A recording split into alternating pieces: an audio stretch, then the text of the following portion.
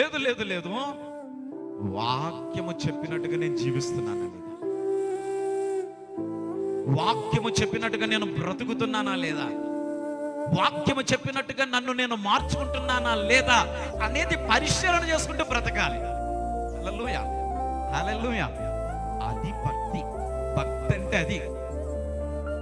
తక్కినది ఏదైనా సరే అవసరాల కొరకు వేడుకునే మనవి తప్ప, ఇదిగో ప్రభువే చెప్పేస్తున్నాడు ఆ మాట, ప్రభు ఆ ప్రభు అని పిలుచుట ఎందుకో, పిలవద్దు, అవసరం లేదు, ఉపయోగం లేదది అని ఆయనే చెప్పేస్తున్నాడు. ఆ భక్తే తప్ప దేవునికి ఇష్టమైన భక్తి అయితే కాదు. అంతకు మించి ఆలోచన చేస్తే పరలోకానికి చేర్చబడే భక్తి అయితే కాదు. పరలోకానికి చేర్చబడే భక్తి కాదు. భక్తి చేస్తే నేను అంటాను, దేవునికి నచ్చే భక్తి చేయాలా, పరలోకమునకు చేర్చబడే భక్తి చేయాలా, అంతే. ఇతరత్ర అవసరాల కొరకు నామకార్థంగా ఏదో దేవుణ్ణి అట్లాగా దేవుణ్ణి పట్టుకున్నాములే అన్న భక్తి చేస్తే ఏంటి, చెయ్యకపోతే ఏంటి? నేనన్న మాట రైటా కాదా?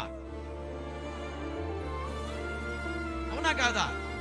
ఏంటండి పాస్టర్ గారు, ఏదో మీరు ఎలా చేసిన భక్తి, ఏం చేసినా పర్వాలేదు, లేదు దేవునికి ఇష్టమైందే చెప్పాలి కానీ ఎట్లా చెప్తున్నారేంటి? వాక్యం అట్లా చెప్పరా, నేను అలా చెప్పడానికి వాక్యం ఆ విధంగా చెప్పట్లేదు. వాక్యం ఏమంటుందంటే వాక్యానికి లోబడిన వాడుగా ఉండాలి కానీ ప్రభువా ప్రభు అని పిలుచువానిగా ఉండొద్దని చెప్తుంది.